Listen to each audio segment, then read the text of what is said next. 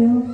कोही जन लिडरहरू यहाँ आउनु भयो त्यो शाखामा किन जानुहुन्छ, बरु अन्तै जुट्नु न, बरु यो गर्नु न त्यो गर्नु न भनेर एकदमै नेगेटिभ फैलाउँदै बस्नु भएको होइन। तब परमात्माले प्रत्येक समय सरजलाई वचन दिँदै दिँदै गएको, जब तिमीले संसारमा क्षमा गर्छौ त तिम्रो पनि क्षमा हुनेछ, तिमीले कसैको न्याय नगर तिम्रो पनि न्याय हुने छैन। यो वचन त्यति बेला काम लागेछ सरजलाई। जब ती संसारका मानिसहरूको त्यो क्रोध, त्यो रिस, त्यो सम्पत्ति प्रतिको मुख देख्दाखेरि ओहो म त संसारको होइन रहेछु, म त स्वर्गको रहेछु, पहिला तिमीले क्षमा गर, जब तिमी क्षमा गर्छौ तब तिम्रो पनि क्षमा हुनेछ भनी हृदयबाट वचन आएछ। तब अनि शाखा खोज्दै खोज्दै जानुभएछ।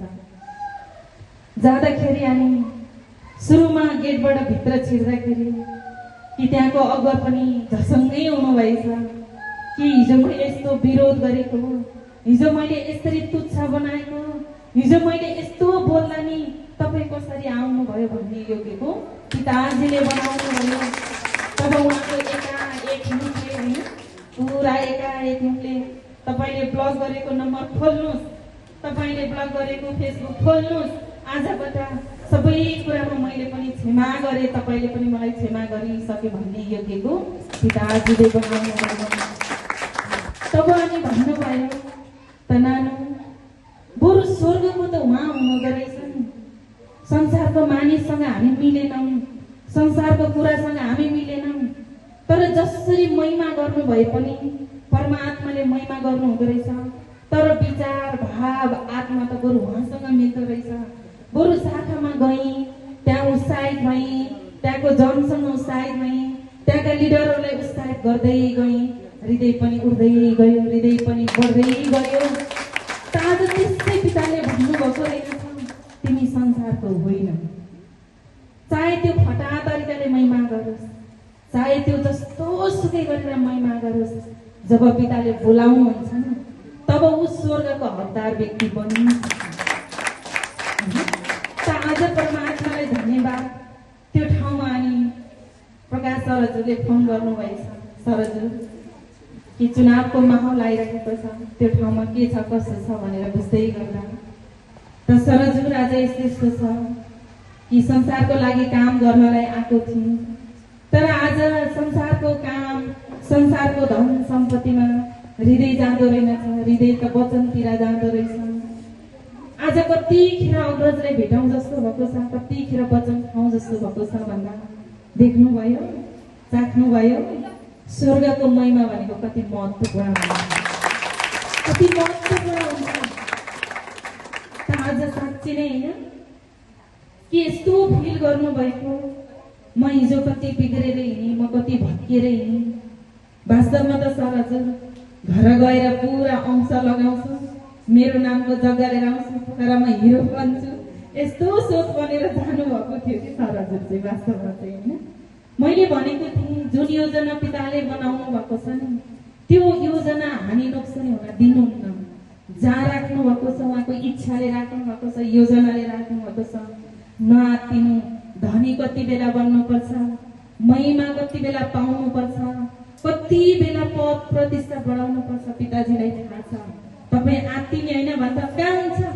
घरको सम्पत्ति भनेको घरकै हो, घरको सम्पत्ति छोडेर नि कोही बस्छ, आफ्नो सम्पत्ति ल्याउने ब्याङ्कमा राख्नु हुन्छ जानु भनेर छोडेको। त आज आफैले मुखले स्वीकार्नु भयो, साँच्चै हिजो तिमीले दिएको वचनलाई मैले लात हानेको थिएँ भने आज त्यो वचन जस्तो ठुलो कुरा केही रहेनछ। जो हिजो तिमीले सम्झाएर बुझाएर ईश्वरको योजना भन्दा माथि केही कुरा हुँदैन भनेका थियौ, आज पुरा मलाई चाहिँ गला लागेको छ। आज मैले पुरा प्रत्यक्ष रूपमा बुझ्न पाएँ, जान्न पाएँ र ईश्वरीय महिमा पनि के रहेछ भन्ने कुरा थाहा पाएँ भन्ने योग्यको पिताजीले भन्नुभयो। त्यसैले हामी कति कुराहरू बुद्धि लगाउँछौँ, हामी कति कुराहरू सोच लगाउँछौँ। श्रीमानका लागि, छोराछोरीको लागि, आमा बुवा हो, अभियसली उहाँले हामीलाई हृदयमा उहाँको प्रेम हालिदिनु भएको छ, उहाँको प्रेम हामी भित्र हालिदिनु भएको छ। हामीलाई माया लाग्छ, मन खान्छ, हृदय खान्छ। तर परमात्माले भन्नुहुन्छ तिमी आनन्द गर, तिमी के गर, आनन्द गर।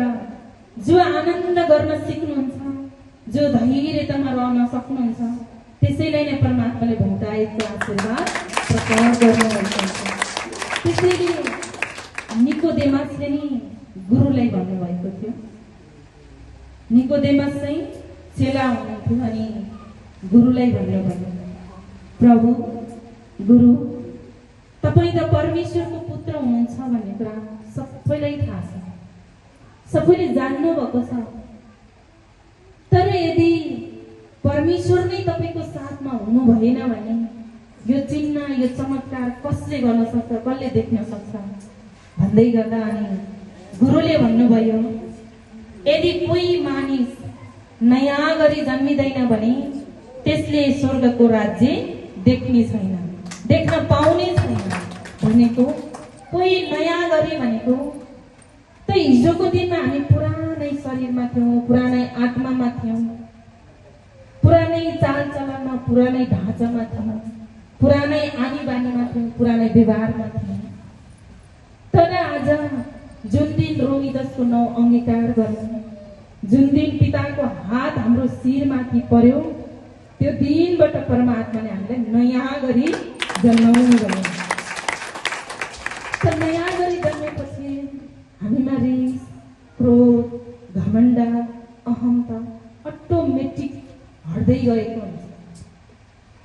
तपाईँ जति पितामा समर्पित हुनुहुन्छ नि, जति तपाईँ आत्मिकी हुनुहुन्छ नि, त्यति तपाईँमा नम्र स्वभावहरू आउन सुरु गर्छ, दयालु भावहरू आउन सुरु गर्छ, सहयोगको भावहरू आउन सुरु गर्छ। अनि परमात्माले दिनुभएको प्याकेजका जति पनि वरदानहरू छ ती सबै एक्टिभ हुँदै आएको हुन्छ।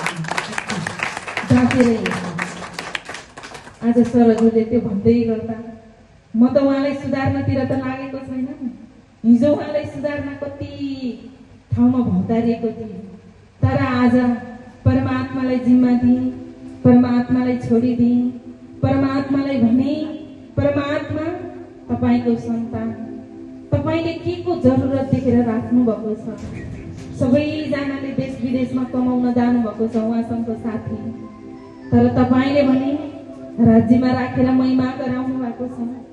कुन उद्देश्य र कुन योजना राख्नु भएको छ, तपाईको इच्छा र योजना पूरा होस् भनेर मागेको थिएँ। आज दिन 2 गुणा रात 4 गुणा उहाँलाई बदलेर पिताको महिमा गर्ने बनाउनु भएको छ।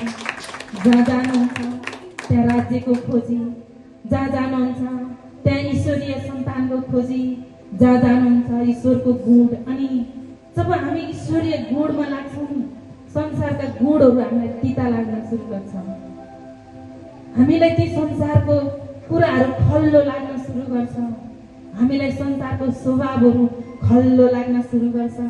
नानु यहाँ त कस्तो समाज हैन, यत्रो 20-19 वर्ष त यही समाजमा हुर्केको म, यही समाजमा खाएको म, यही समाजको साथीभाइसँग बसेको म।